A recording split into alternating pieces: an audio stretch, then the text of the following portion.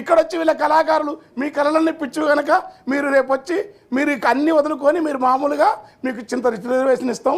వాళ్ళ కోసం ప్రత్యేకంగా అకాడమిక్స్ తెలుగు విశ్వవిద్యాలయం కానీ ఇంకొక కొంత జరిగింది. కానీ సీరియస్గా వాళ్ళే విజిటింగ్ ప్రొఫెసర్లు పెట్టాలి. వాళ్ళను కళారంగంలో వాళ్ళకున్న స్థానం ఇవ్వాలా. వాళ్ళ కోసం ప్రత్యేక బడ్జెట్ ఇవ్వాలి వాళ్ళకు. ఎందుకంటే వాళ్ళు చాలా లోతైన జ్ఞానం. ఏ జిడ్జి కృష్ణమూర్తి అయితే నీ దుఃఖానికి కారణం, నీ అజ్ఞానానికి కారణం, నీ అలజడికి అశాంతి కారణం నీ జ్ఞాపకాలను నీవు తొలగించేసుకోవడం అత్యున్నతమైన సత్యానికి దగ్గరగా వాళ్ళు ఎప్పుడూ జ్ఞాపకాలు పెట్టుకోరు. ఇల్లు పొల్లు లేని ముల్లెమూట లేని వెంబడించే వెర్రి జ్ఞాపకాలు లేని సంచారమే ఎంతో బాగున్నది, దీనంతం ఏదంతా బాగుందనేది సేద నీడ కోసం సింత చెట్టు జోలను పిట్ట బతుకుతున్న వీళ్ళని తీసుకొచ్చి వీళ్ళకు గొప్ప ఒక వాళ్ళ పేరుతోనే సంచార కళాపడి ఒక అవార్డు వాళ్ళు.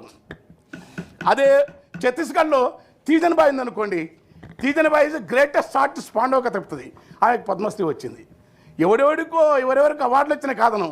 ఏ ఒక్క మొగిలేయాలంటే వాళ్ళకి మొగిలేయ సంచారం కాదు, తన ఊరిలో ఉంటారు. ఒక కమ్యూనిటీకి సంబంధించి ఆ వృత్తి పురాణం చెప్పుకుంటారు. సంచారం ఊరు దాడతారు కదా. వాళ్ళ కోసం ప్రత్యేకంగా మన దగ్గర ప్రయత్నం జరగలే.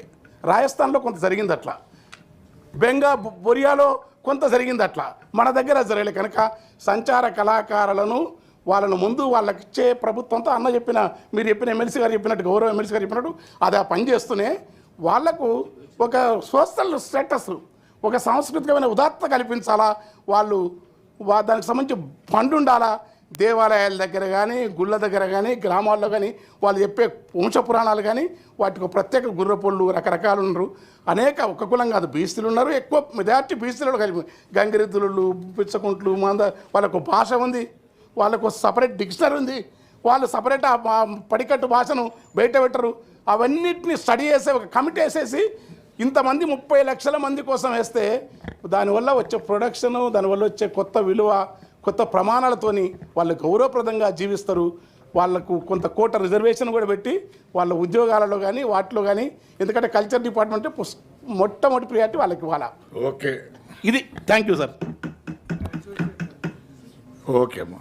గౌరవ సభ్యులకు తెలియజేసేది ఏమనగా అసెంబ్లీలో పాస్ అయిన బిల్లులు లంచ్ బ్రేక్ తర్వాత తీసుకోబడుతుంది. Now lunch break.